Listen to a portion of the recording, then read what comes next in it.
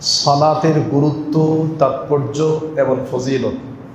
হয়তো বলবেন সালাত এর গুরুত্ব সম্পর্কে আলোচনা কি দরকার? বহু আলোচনা শুনেছি। সালাত মানে নামাজ, নামাজের গুরুত্ব সম্পর্কে আলোচনা করা কি দরকার? নতুন কিছু করেন। নামাজের গুরুত্ব, তাৎপর্য এগুলো বহুত শুনেছি। আমিও আপনাদের সাথে একমত, সালাতের গুরুত্ব সম্পর্কে আলোচনা করার দরকার নেই। কারণ আমরা মুসলমান মানেই সে সালাত পড়বে। মুসলমান তো সালাত পড়বে, এটা নিয়ে আর কি আলোচনা করা দরকার? এটার গুরুত্ব নিয়ে আলোচনা করার কোনো প্রয়োজন হয় না। কিন্তু আপনারা যে সালাত পড়েন না, এই জন্য এই বিষয়ে আলোচনা করতে হচ্ছে। প্রিয় ভাইয়েরা, সমস্যা যেখানে, এই জন্য সমাধান আমাদেরকে খুঁজতে হবে।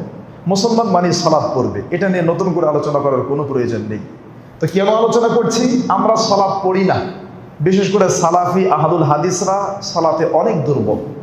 এই জন্য আমার প্রিয় ভাইয়েরা, ইসলামে সালাত পড়ার গুরুত্ব কতটা বেশি, আর সালাত না পড়লে আমরা কি মুসলিম থাকবো নাকি বেঈমান মুরতাদ কাফের হয়ে যাব, এই বিষয়ে আজকে আমরা আলোচনা করবো ইনশাআল্লাহ। আজকের জুমার খুতবায় আপনারা 8টা জিনিস জানবেন, 8টা পয়েন্ট। প্রথম, যারা সালাত পড়ি, নামাজ পড়ি, তাদেরকেও যদি কোনো নাস্তিক প্রশ্ন করে, আচ্ছা আপনারা যে সালাত পড়েন, নামাজ পড়েন, সালাত মানে কি? যদি বলে সালাত কি, আপনি হয়তো বলবেন নামাজ। যদি বলেন নামাজ কি জিনিস, তাহলে বলবেন যে ওযু করে পড়ে 5 ওয়াক্ত 5 টাইমে পড়ে, এটাই তো সালাত।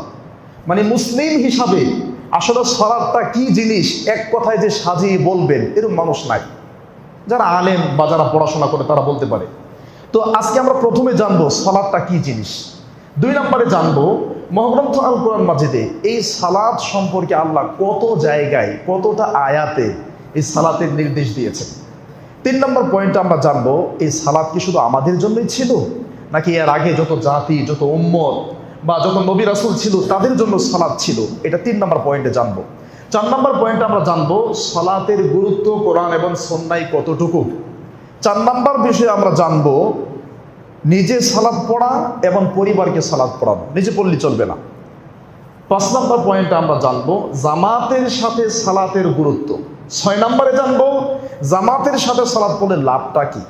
7 নম্বরে জানবো যারা সালাত পড়ে না তাদের সম্পর্কে আল্লাহ কি বলেছেন, রাসূল কি বলেছেন, 4 ইমাম কি বলেছেন, বর্তমান যুগের শ্রেষ্ঠ বিদ্বান যারা তারা কি বলেছেন, যারা বেনামাজি।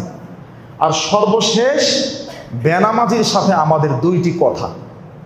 আজকের জুমার খুতবা শেষ। চলেন আমরা মূল আলোচনায় চলে যাচ্ছি। সালাত